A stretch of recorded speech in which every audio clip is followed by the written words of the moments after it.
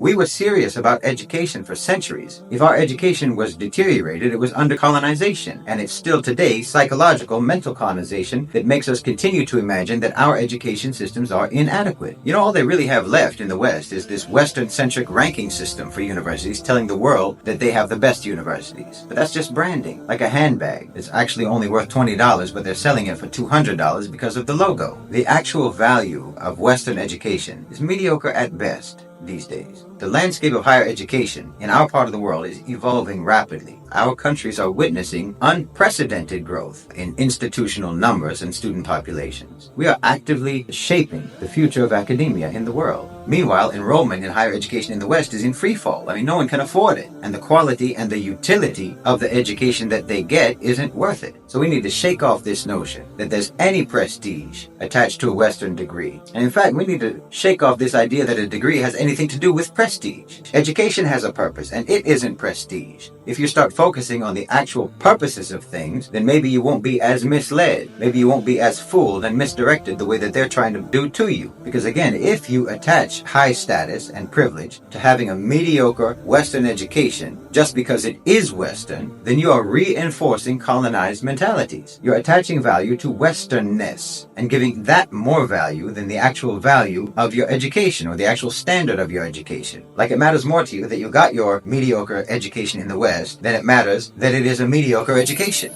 Like the mediocrity of the education is somehow trumped by the fact that you got that in the West. That somehow that changes the mediocrity to excellence. Well, it doesn't.